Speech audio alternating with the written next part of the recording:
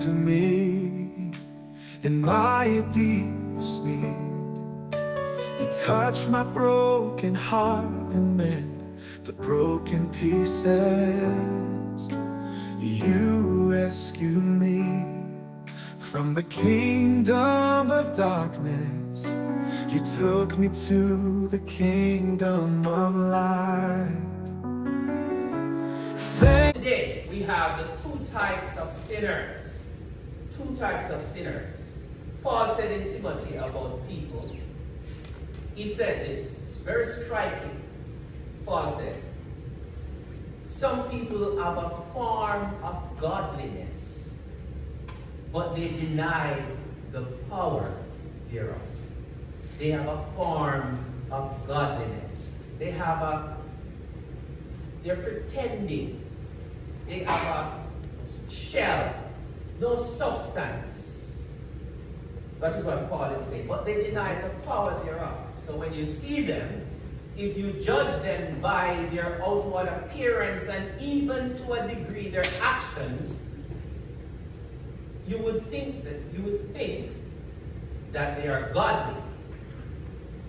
But Paul says they have a form of godliness. But they deny the power thereof, meaning that they deny the gospel. They deny the gospel because the gospel is the power of God unto salvation, Romans 1 verse 16. And since the gospel is the power of God unto salvation, if we do not have power in our lives, then it means that we're denying the gospel. That is why they are left with the form, the shell, no substance, because they lack relationship with God. So their godliness does not change life. So what kind of form did they have? Maybe they were, go to the church often, and so people would see them and see that they're regular, very regular at church. And of course we should attend church. Maybe they were moral people. There are moral people who just have a form of godliness. Actually, that is a great deception, that when you talk to people about coming to Christ, they say that they are moral, they're upstanding. They have a form of godliness. It's just a form. So Paul doesn't tell us what form he was talking right into Timothy. He did not say what form he was talking about. But he says these people deny the power thereof. And that means that they deny the very essence, the gospel power. They rejected the gospel, but still they were in the assembly. Yes, Paul says, as a matter of fact, Paul went further and said, you should not have anything to do with them. Can you imagine that? These people have a form of godliness. We don't know what their behavior was like, but we can tell. And this is going to lead me to our sermon today. Two types of sinners. Two types of sinners. These people, they were relying basically on their own righteousness. Sometimes it's difficult to see that a person is relying on their own righteousness because they have the form pat. Pat means they have it all together, the form, that is their way of doing things. They have it together. So you can't really get them in a corner or in a state where they are acknowledging that they are a sinner because they have the form looking at it all the time.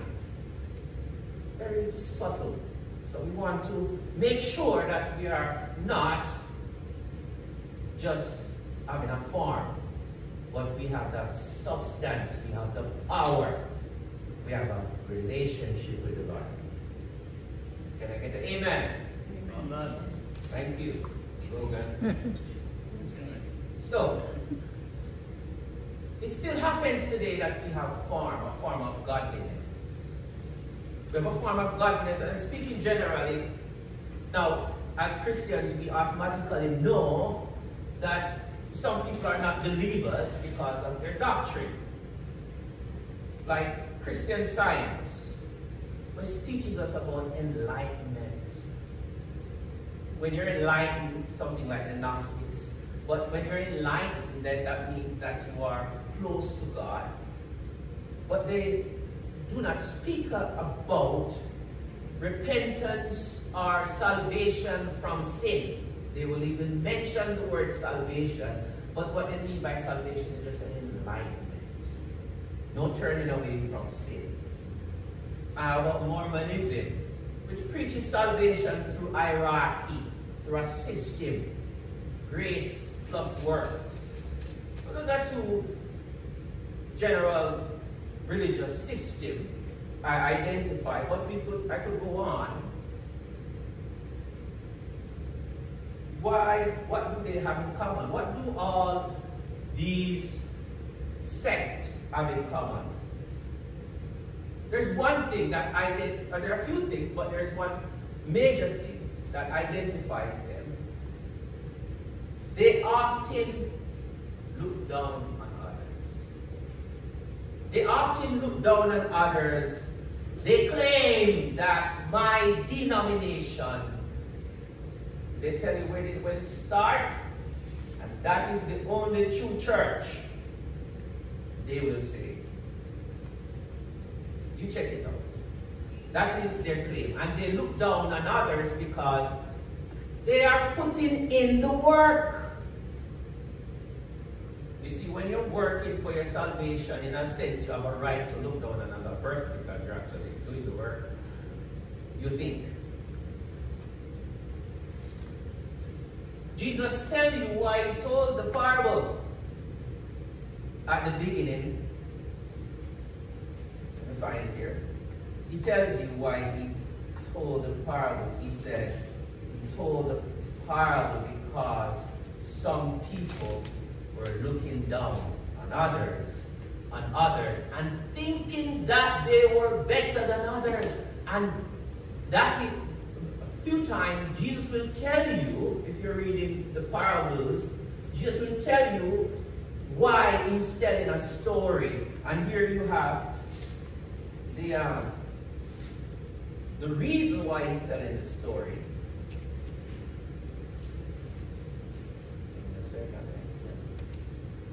To some who were confident, they were so confident of their own righteousness and looked down on others, Jesus told this parable. Two men went up into the temple to pray. Now watch this. Two men went up into the temple to pray.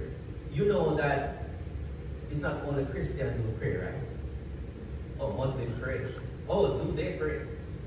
And they pray obviously, meaning that you can obviously see when they pray, because I used to work with a Muslim fellow, and he would, no matter what is happening, he had a mat, and he would turn to Mecca. Don't know where Mecca is, but he would put the mat down, kneel down, pray to Mecca in the morning, noon, evening, and so on. Religiously, he would pray. Two men went up into the temple to pray. Muslims pray, other denominations or cults pray, Christians pray. But not because we're Christians must we think that our prayer is automatically answered because we're Christians. Our prayers are answered because of the way we come to Jesus Christ. Because if you're a believer, you must remember what you're saved from. You must still remember the attitude that you come to God with. Right? Don't think that, I've been a Christian so long I can come to God any way how I feel like now. because, you know, I have my record and I've been giving to God and doing stuff, so I must just approach him anyway. No, you must still have that humble attitude. So two men went up into the temple to pray, and Jesus tells the story. He says, a Pharisee and the other a tax collector, a publican. And tax collectors were looked down on. The Pharisee stood by himself. Why? He don't want to be near the publican, I believe. He stood by himself, and you will see it coming from the way he's speaking. He stood by himself. I can just see him. He stood by himself, and he prayed. He said, God, I thank you. Oh God, I thank you that I'm not like other people. Robbers, evildoers, adulterers, or even like this tax collector. I thank you. I'm not like other people. You bless me. Now, if you really think about it, the Bible says that we should pray with thanksgiving. The Pharisee, the one who have a form of godliness, because he did went up into the temple and he did start off his prayer good. God, I thank you. You know, then the prayer started to go down because he said, I thank you that I'm not like other people. If I could interview him, I would ask him, what do you mean you are not like other people? I thank you that I'm not like. What do you mean you're not like other people? Did God make you different from all humanity? What do you mean that you're not like other people? And he tells you what he means. You made me righteous. Because I'm not like that other person. I'm not a robber, I'm not an evildoer. And by the way, those are the bad things. And the good thing I am going to tell you is that I am a good person. I give to the poor. I fast twice a week, not even one time. I put away my meal and I fast twice a week. So I'm not like other people. You know what? I believe that maybe if it was a congregation and we heard such a prayer, maybe many of us would say, give a hearty amen to the prayer. That God is not hearing. I'm not like other people. What is missing? What is missing from this man's prayer? Grace. You notice he did not say, God, I thank you that you saved me one day. That you delivered me. That once I was lost, but now I'm found. Thank you for grace. He did not say that. And that shows us, and that tells us that he was relying on his own righteousness. He was relying on his goodness. He was relying on his heritage. He was relying on his family lineage. He was a Jew. Himself and prayed. All prideful. I'm not like other people. I fast twice a week and give a tenth of all I get. But the tax collector, Jesus continued. So you realize that his prayer is cut short. Jesus didn't even finish telling how he finished his prayer. The next scene is that tax collector. He stood at a distance. And he would not even look up to heaven, but beat his breast and said, God, mercy on me, a sinner. God be merciful to me, a sinner. That's it. That's his prayer. He's done. God be merciful to me, a sinner. Now I want you to use your sanctified imagination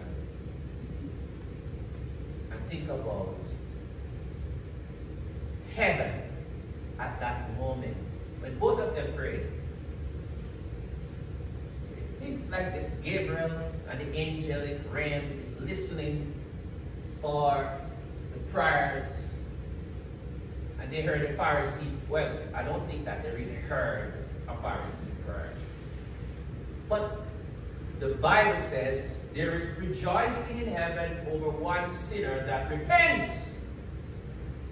So I believe that, like a rush, a sound, a beautiful, glorious sound bursts into heaven when that publican says, God, be merciful to me, a sinner.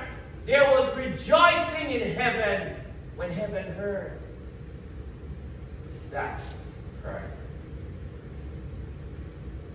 Jesus went on to say, I tell you that this man, the publican, he went home justified before God. For all those who exalt themselves will be humbled. This man went home justified before God. Now listen, I believe that both of them left the temple that day. And I believe that the Pharisee was still feeling proud. And I believe that he left, believing that God heard his prayer. I have no doubt, based on what the story Jesus told, that he left that day feeling justified because of everything that he has done for God. Been a faithful servant, and I'm not like other people. And that is his record. There is nothing that says that grace bought me and saved me and the Lord come to me, or nothing of that. It is based on what he did. Jesus says that man went home justified who said that short prayer. God be merciful to me, a sinner. Imagine them walking out. There was no blow over their head or anything. People looking on. The man went home who God heard his prayer with a sense of peace. A sense of peace with God. Because he come to the truth of acknowledging that he was a sinner. There is spiritual help that comes to us when we confess, when we are open, when we are transparent. You came to me in my deepest need. You touched my broken heart and mend the broken pieces. You rescued me from the kingdom of darkness. You took me to the kingdom of light.